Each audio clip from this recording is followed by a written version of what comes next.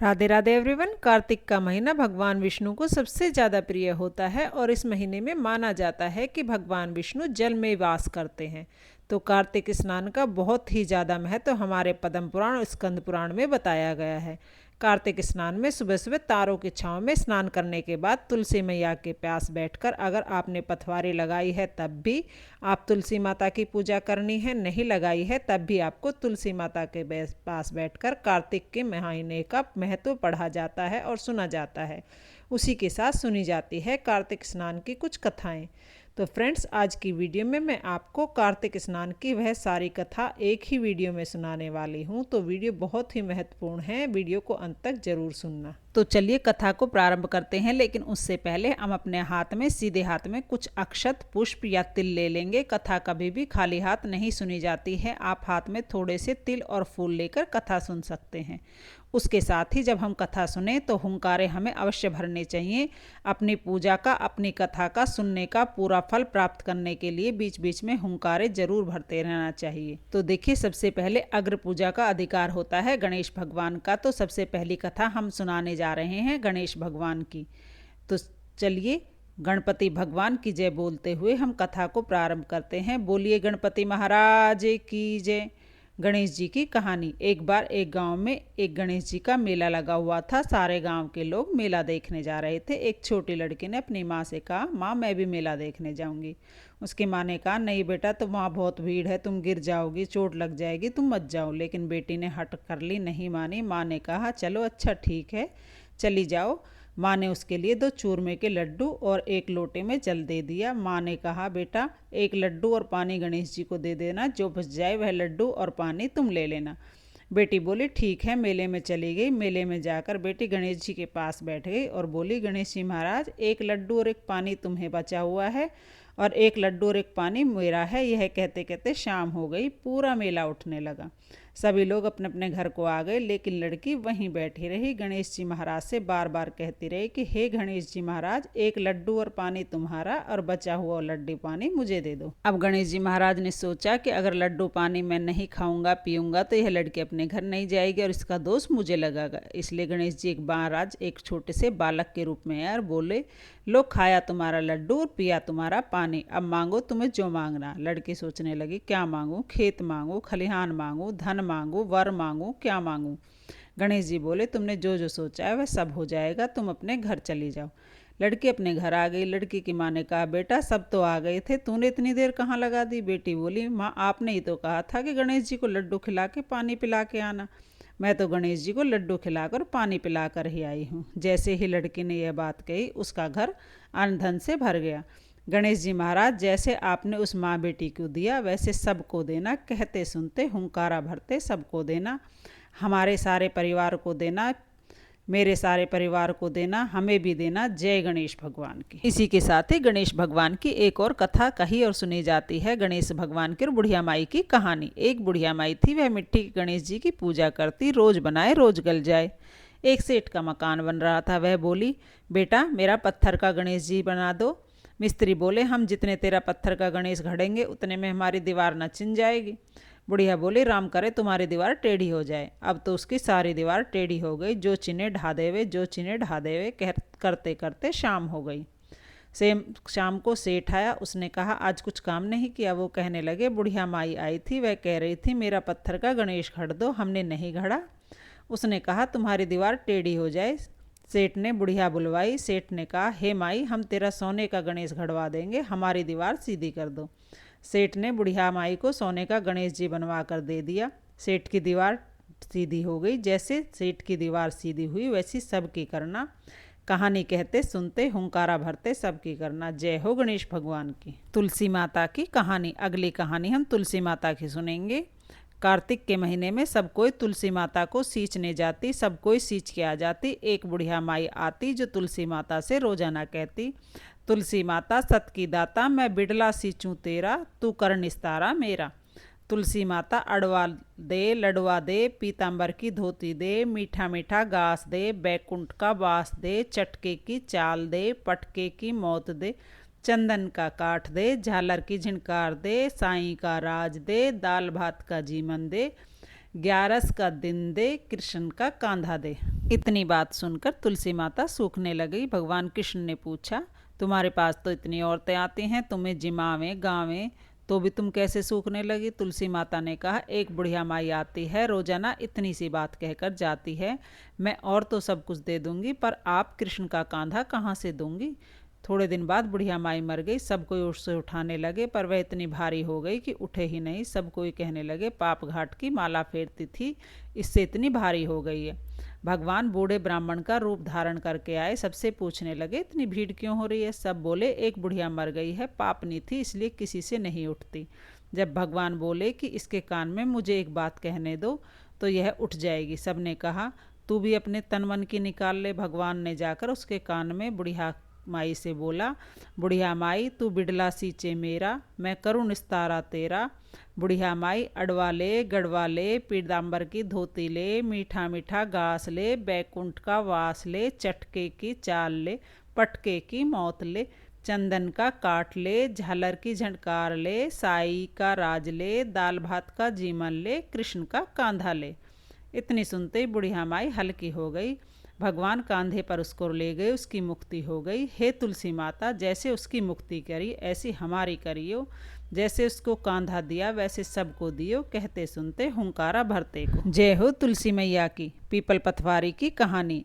एक गुजरी थी, उसने अपनी बहू से कहा, तू दूध दही बेच कर आया कर। वह बहू दूध दही बेचने गई। कार्तिक का महीना चल रहा था। रास्ते में कुछ औरतें पथवारी सींच रही थी। उनको सींचता हुआ देखकर बहू ने पूछा, तुम ये क्या कर रही हो? औरतें बोली, हम पीपल पथवारी सींच रही हैं, इससे घर में अन्न धन होता है और 12 वर्ष का बिछड़ा हुआ पति भी मिल जाता है। बहू बोली, ऐसी बात है तो तुम तो पानी से सींचती हो, मैं तो दूध से सींचूंगी। गुजरी बहू रोजाना दूध दही बेचने नहीं जाती, वह रोजाना दूध तो पीपल में और दही पथवारी में सींच देती। सास दूध दही का दाम मांगती तो कह देती, महीना पूरा होने पर दूंगी। कार्तिक का महीना पूरा हो गया। पूनों के दिन बहू पीपल पथवारी के पास जाकर बैठ गई। पीपल पथवारी बोली, मेरे पास क्यों बैठ गई? बहू बोली, सास दूध दही का पैसा मांगेगी। पीपल पथवारी बोली, मेरे पास क्या पैसे रखे हैं? मेरे पास तो ये फूल पत्ते कंकड़ पत्थर पड़े हैं, इन्हें ले जाकर कुठले में रख देना। बहू ने वही कंकड़ पत्थर जाकर कोठड़ी में रख दिए। सास ने पूछा, बहू पैसे लाई? तो बहू ने कहा, सास माँ कुठड़ी में रखे हैं। सास ने कुठड़ा खोला तो देखती रह गई, उसमें हीरे मोती जगमगा रहे थे। सास बोली, बहू इतना धन कहाँ से लाई? बहू ने आकर देखा तो कुठड़ा धन से भरा पड़ा था। तब गुजरी ने कहा, सासू जी, मैं तो 1 महीने से दूध दही से पीपल पथवारी को सींच रही थी। जब मैंने उनसे धन मांगा तो उन्हें मुझे फूल पत्ते कंकड़ पत्थर दे दिए, मैंने कुठले में रख दिए, वे सब हीरे मोती बन गए। तब सास जी ने कहा कि बहू, इस बार मैं भी पथवारी सींचूंगी। तब सासू जी क्या करती, दूध दही बेच के आ जाती, हांडी धो के पीपल पथवारी में चढ़ा देती। फिर बहू से कहने लगी, बहू मुझसे पैसे मांग। बहू बोली, कहीं बहू भी सास से पैसे मांगती है? तो सास बोली, नहीं नहीं बहू, मुझसे पैसे मांगने ही पड़ेंगे। तो बहू ने पैसे मांगे। तब सासू पीपल पथवारी के पास जाकर धरना देकर बैठ गई।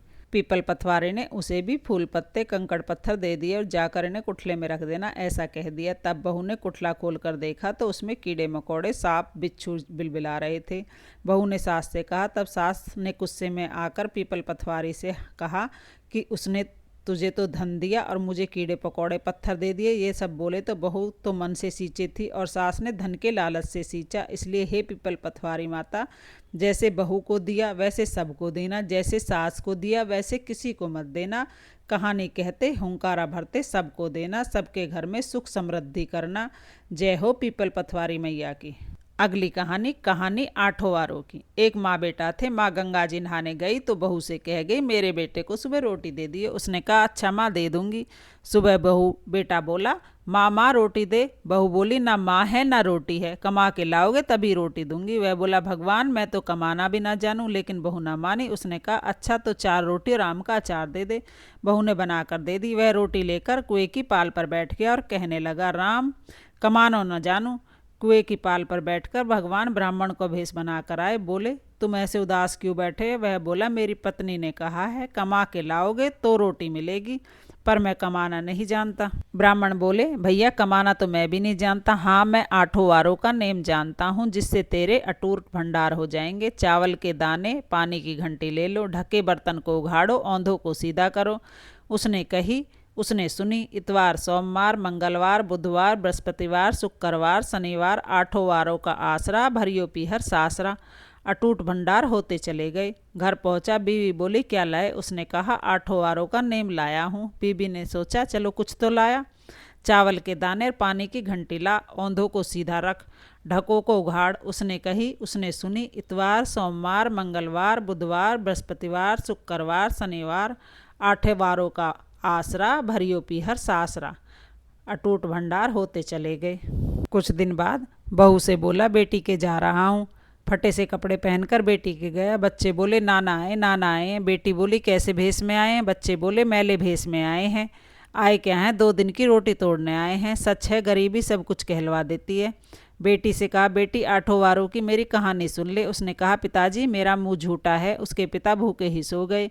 अगले दिन बेटी को तरस आया, पिताजी पिताजी अपनी कहानी सुनाओ। पिताजी ने कहा चावल के दाने लाओ, पानी की घंटी लाओ, ढकों को उघाड़ो, औंधों को सीधा करो। उसने कही, उसने सुनी। इतवार, सोमवार, मंगलवार, बुधवार, बृहस्पतिवार, शुक्रवार, शनिवार, 8 वारों का आसरा, भरियो पीहर सासरा, टूट भंडार होते चले गए। बेटी भर भर के बोइयाँ बांटने लगी। पड़ोसन ने कहा तुम तो कह रही थी मेरा बापू कुछ नहीं लाया, फिर ये भर भर के बोइये कैसे बांट रही है?